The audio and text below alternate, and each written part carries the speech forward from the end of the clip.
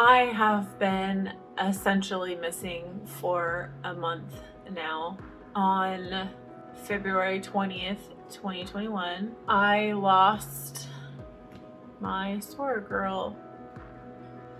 I wanted to make this video just kind of talking about her and maybe telling some stories about her.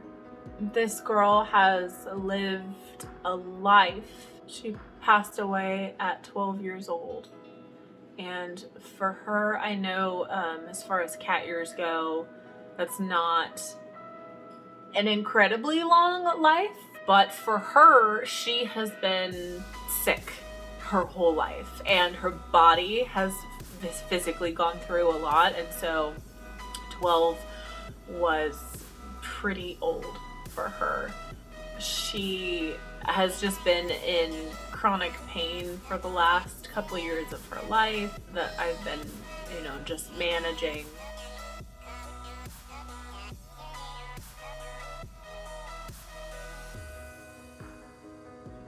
Yeah, I guess I can talk about like how it happened, but I also just kind of want to talk about some crazy stories.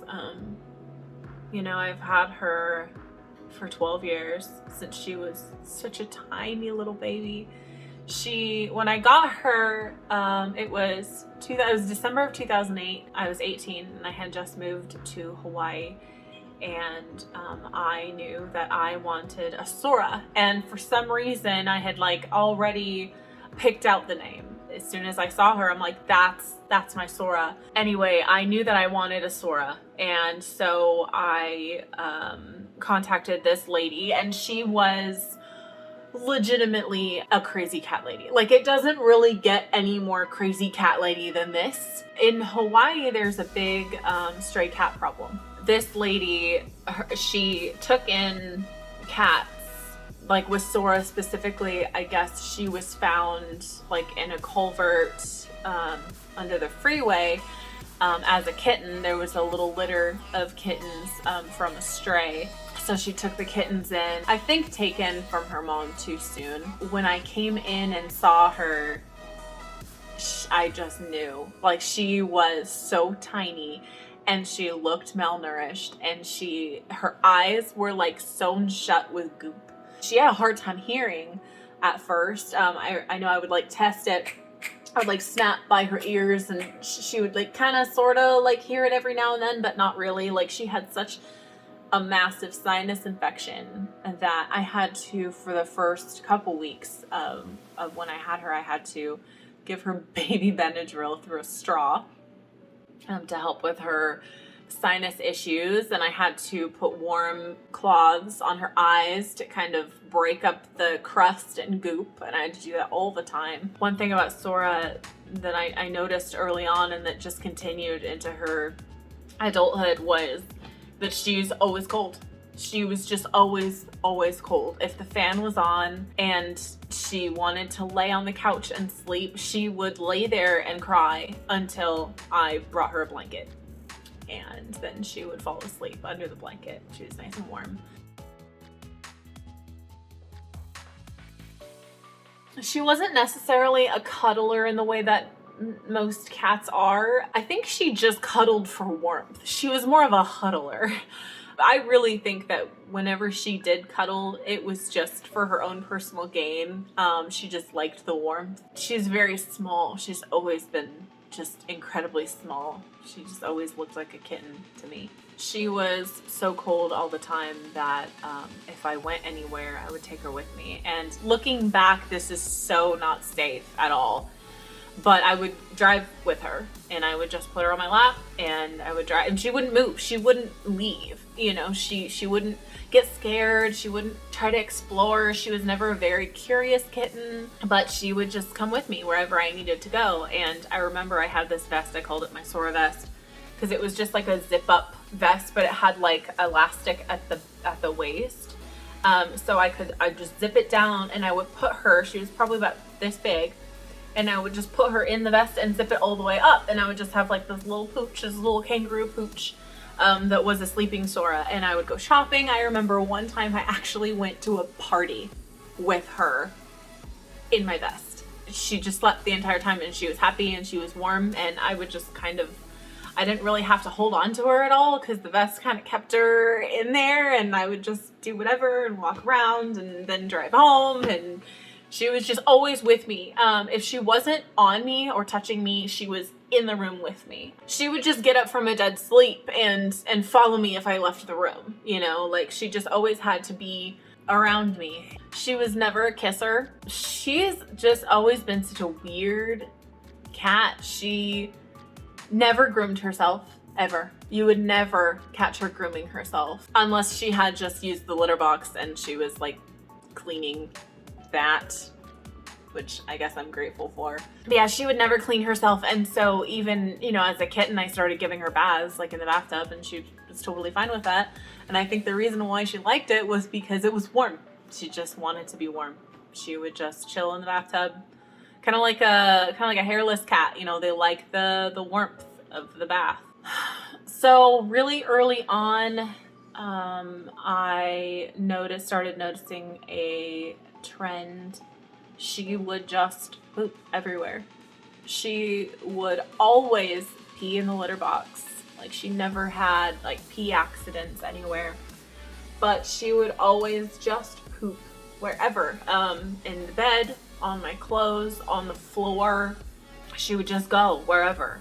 I noticed from early on is it was never like a normal poop. It was never a normal cat poop. It was always a runny mess.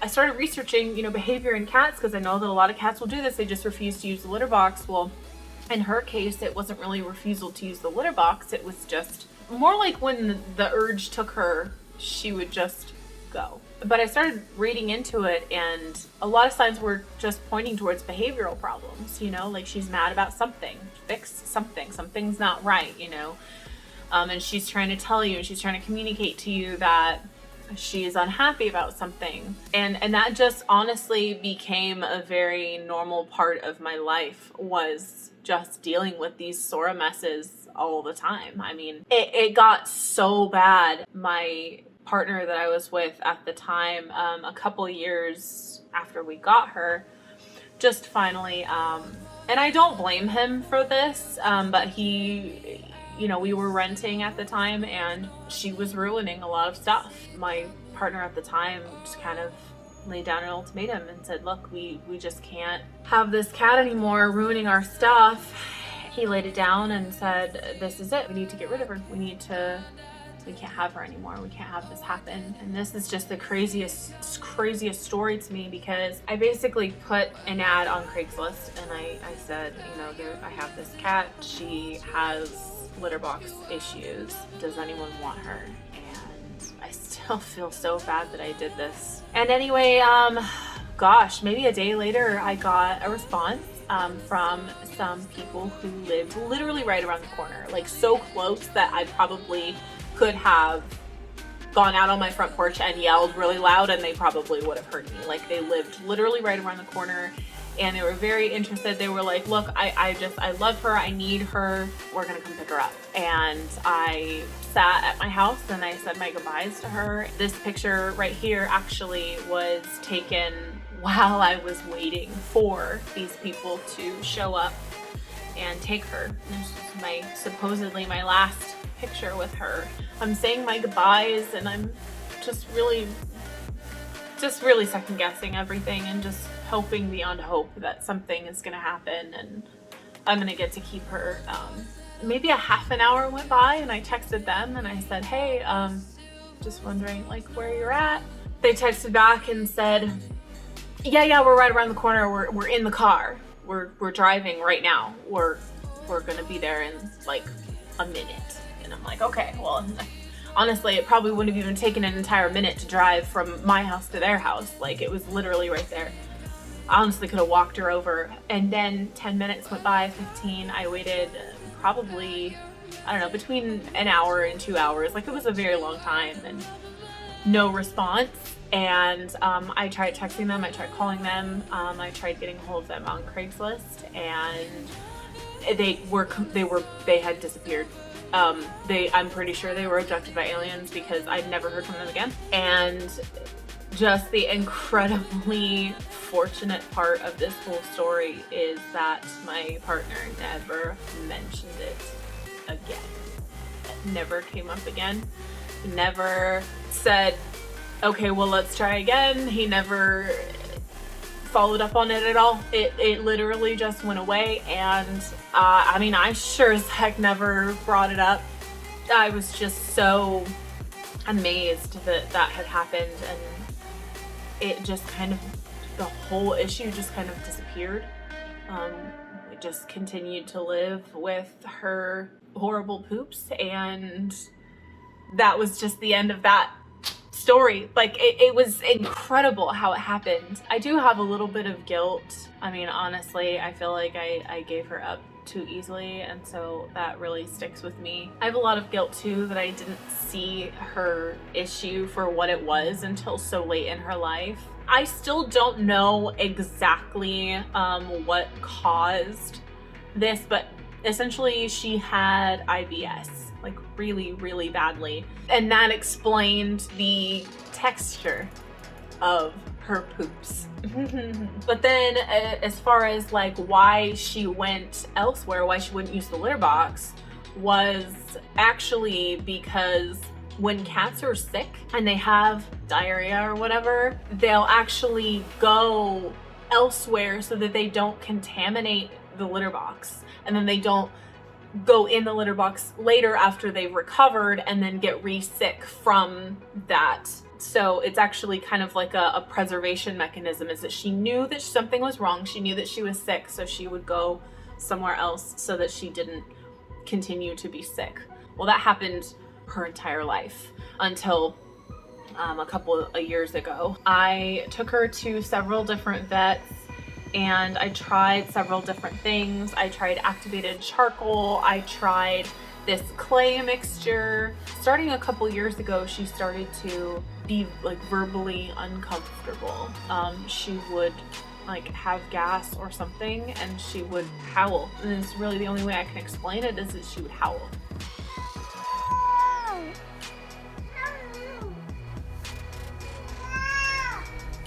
And that was her crying, you know, just like it's horrible sound. And she would do that just all day, and it was just her gut just being torn up. So I started having to manage her pain. I started CBD for a while, and it seemed to help the pain, but unfortunately it was like an oil-based CBD, and that just only served to, putting oil in a stomach that already has issues like that, it just made that part of it worse. So that wasn't really the right fix. Eventually ended up taking her to her final doctor, her veterinarian, and she was just a godsend, because she wanted to find out why she had this problem. None of the other vets that I had taken her to in the past really tried to figure out why.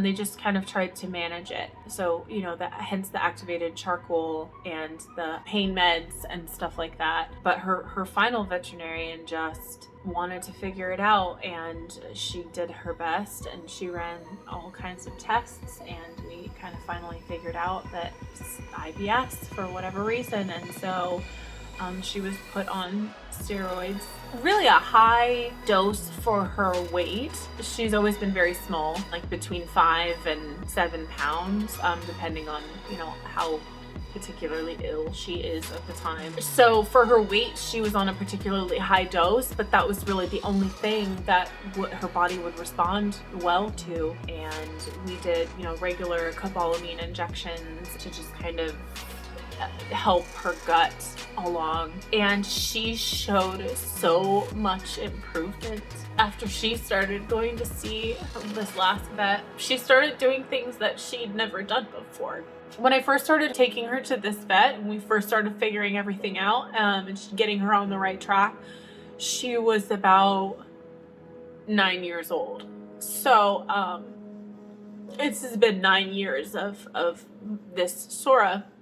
that I've known. After she started on her new medicine regimen, I noticed things that she'd never done before. I remember one time I saw her sleeping on the couch, and she was laying on her side all stretched out like a normal cat, and she'd never slept like that before. She's always slept huddled up and like uncomfortable and hunched like a gargoyle, like she had something, like she had pain.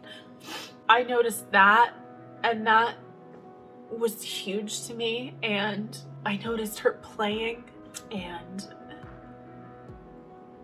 she never played beyond kittenhood, and that was incredible to me. I was so happy to see that. But one of the biggest things that I noticed is she started giving kisses. She never gave kisses before. She would never, I mean, you could try anything, and she just wasn't a licker, you know?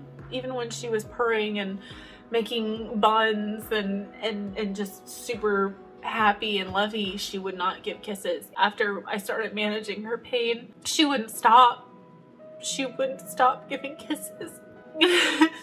It got to the point where she would lay on me every night and she would just lick my face. She wouldn't stop. Like, she was obsessed with just licking my face and giving me kisses. So I had to start putting my hand here so that she would lick that instead. She would just lay there and just lick and lick and lick until she fell asleep. That was one of the biggest changes that I noticed in her once I started managing her pain. I just was so blown away by that, and it made me just so happy to see her be happy. And it gave me a little bit of comfort knowing that at least I was doing something right. Definitely some regret for not handling it sooner, but I spent just an incredible amount of money on this cat in recent years. So then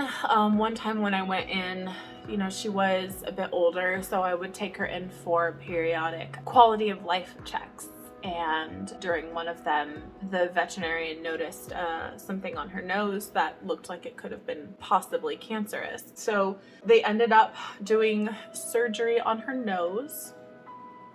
And this is about a year ago. Then after she came back from that, she became blind. It was like almost, it was like such a quick thing. Like, she came back from the vet and her pupils were super dilated because of the anesthesia, and they never got swollen, and she just became blind. So I don't know if it was related or what, but the fact of the matter is she came home from surgery and she became blind in the span of maybe 2 months, like just completely non-visual.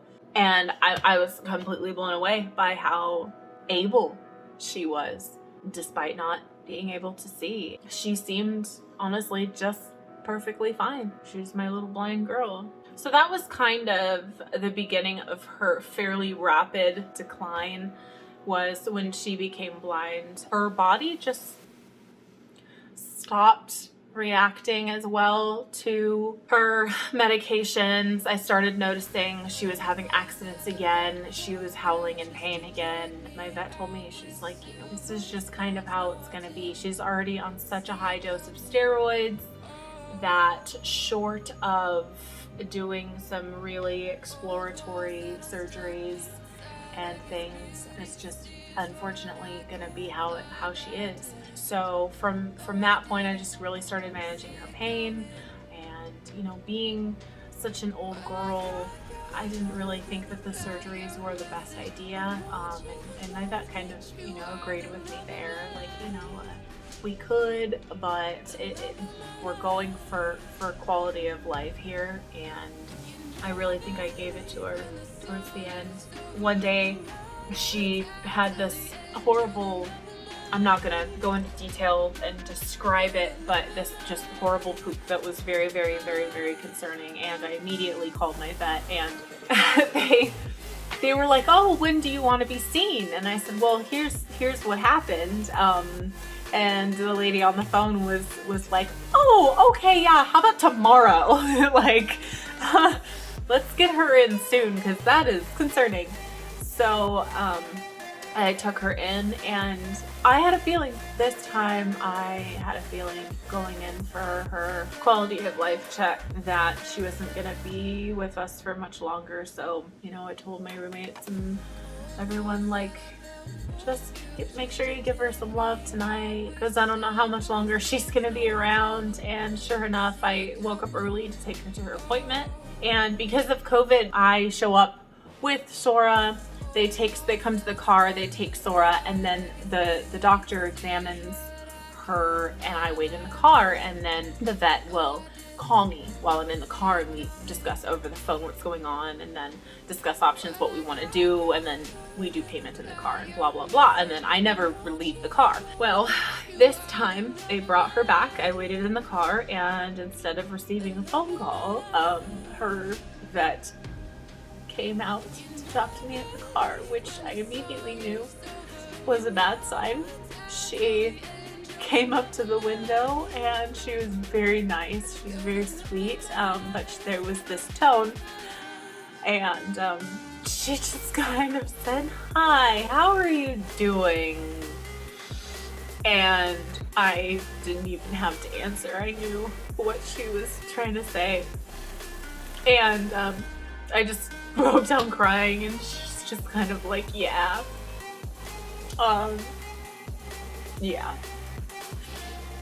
Looking back, I definitely saw her decline, but I didn't see her as badly as other people saw her, because, these things do happen kind of gradually, and she'd gone back down to 5.1 pounds, which is apparently the lowest that she's ever been, like, since I started seeing this vet, which I didn't realize she was that small.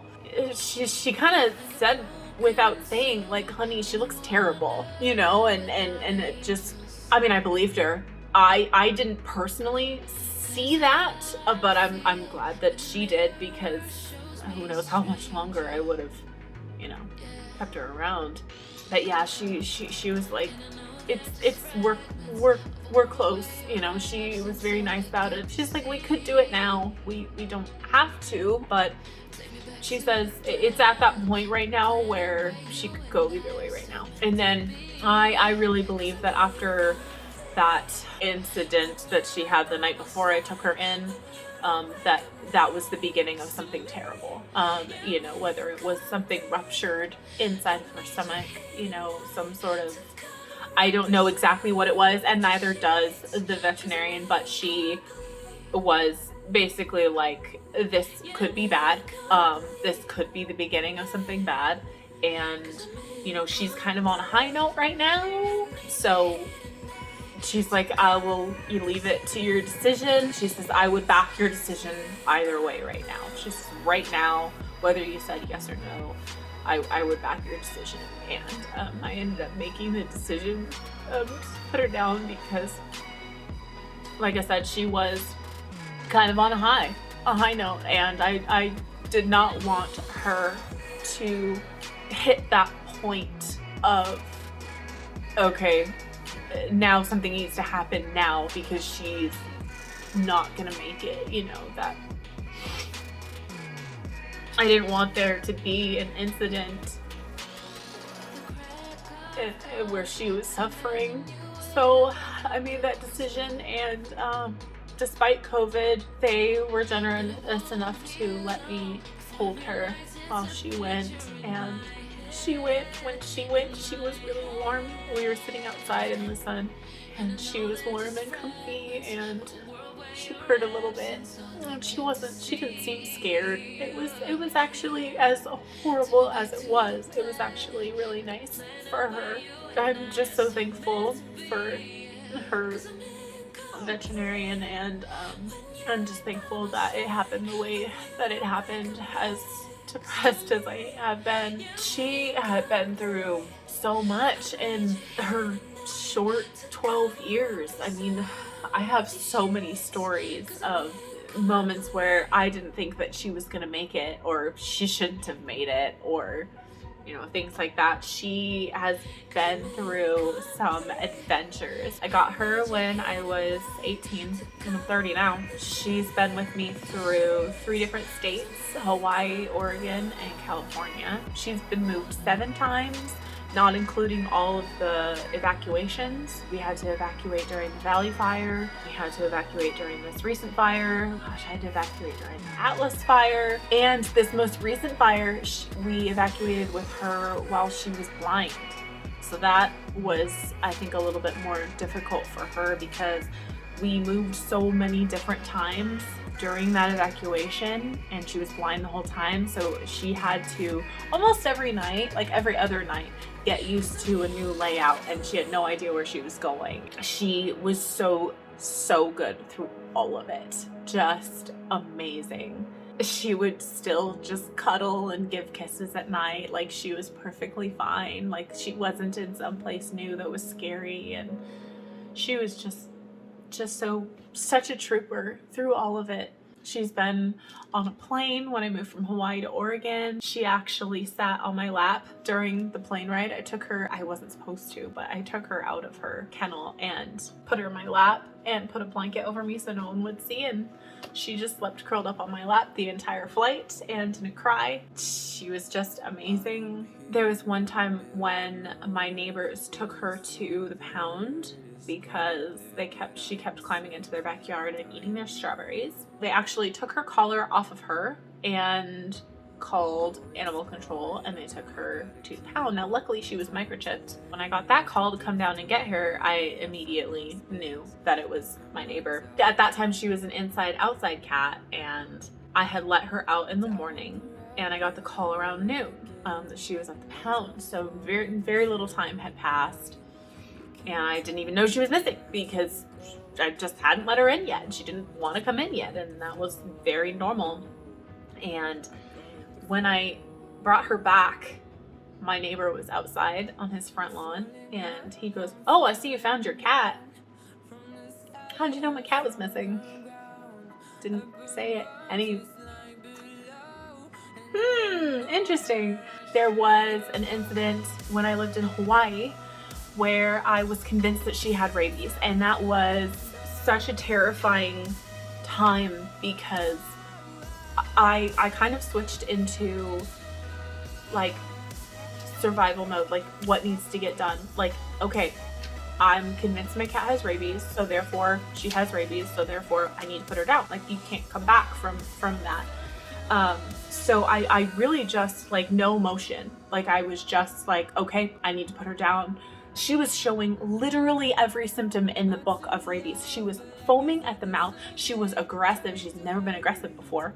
She was like attacking me. It was insane. And one of the weirdest symptoms that she was exhibiting was she would panic when she was offered water, which apparently is a thing that animals that have rabies do. And that right there was like, okay, that's a weird symptom. I don't understand. Like, she for sure has rabies. She had like shaken her head when she had foam, and it had gotten in my mouth. And so then I'm panicking because I'm like, I not only do I need to put down my cat, but now I need to go to the hospital because I don't exactly know if you can transfer rabies like that. I wasn't sure. So I made some phone calls. I got a hold of this vet on the island. I got on the phone and I immediately started explaining my situation. I really didn't have time to ask a lot of questions because I was just blah, blah, blah, blah, blah, blah. So I'm explaining all of this to the lady on the phone, and I finish, and there's this long pause, and the lady goes, "Ma'am, are you here on the island?" I said, "Yes." She goes, "We don't have rabies." Okay, thank you for your time. Like, I still don't know what it was. And she ended up being fine. Like, everything ended up being fine.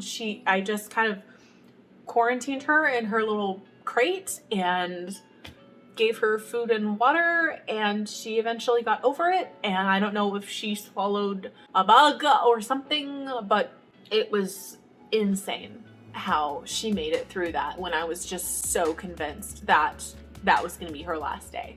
There was a time when I lived here in California where my partner at the time had left the house to go to work. He drove from our house to work, which was about 35 minutes away.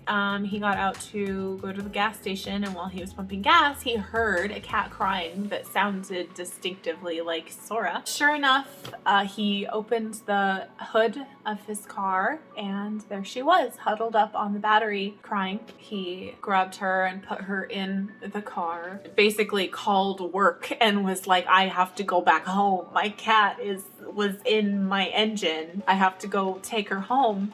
And I wasn't there at the time. I was actually visiting my sister in Colorado when I got the phone call just telling me, you know, of course, the first thing out of his mouth is, okay, so everyone's fine, but I drove all the way to work with Sora in the engine. So it's terrifying to hear. But the only injury that she got was her hind quarters, like her little hip got singed by the battery terminal. She formed a scar, which is just the cutest little battle scar. The fur that ended up growing back there was just stark white, and so she just had this little white patch of fur from her battle with the car engine. Oh, there was another incident, and this one I still feel terrible for. Her tail has always been super short because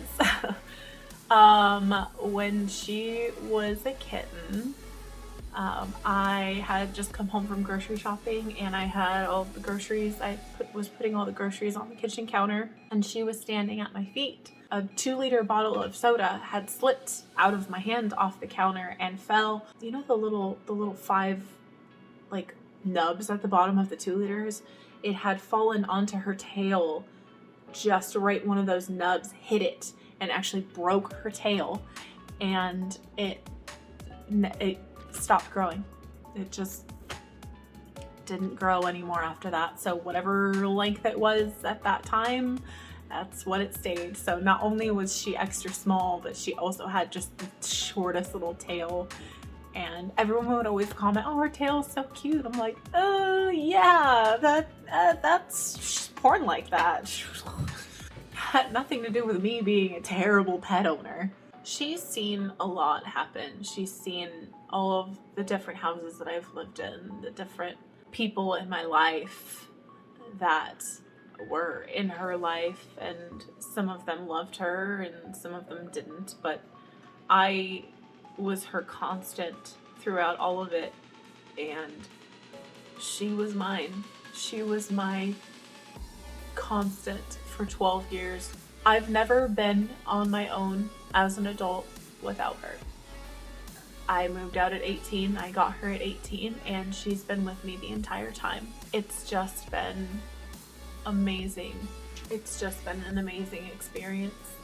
I've always had her, and even a month later now, today is March 20th, it's the 1 month anniversary of when she left.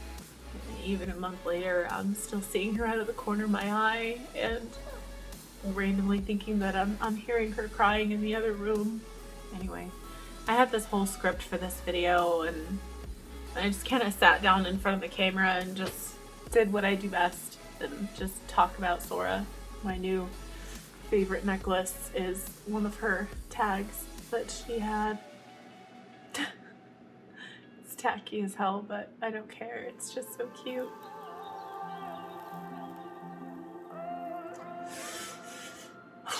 But well, I didn't cry as much as I thought I would. I guess that's healing, right? I've just been kind of numb. I cry probably twice a day still. Like the other day I was folding laundry and I found her little sweater. I have always wanted to take care of animals that needed a bit more care, because I think emotionally I can handle it, but I found out with Sora that it is just so much money. It's a lot. There's a lot of money, and I'm so fortunate that in these past few years I've been able financially to give her the kind of care that she needed. But I do have that guilt of, you know, the 9 years before that where I just didn't. And I do feel like she could have had a longer life if I had have started giving her that care earlier, but I just have to focus on the fact that for her last few years she was happy, and I know she was happy. I could see it. And she told me that she was happy with her little kisses. Yeah, I'm gonna end this on a high note, I guess. I'm sorry to get all serious, but I guess that this video was maybe more for me, just a little bit of closure, and there's nothing I love more than talking about that girl. Thank you so much for watching. I really appreciate you guys. Bye, friends. Just an imperfect person in this imperfect world, but I'm learning my way under this maze that I'm running through. Now when I think of you, I'm fine. See a picture of you, it would eat me alive. And now when I think of you, I'm fine. And all of the wounds that were opened by you are now closing.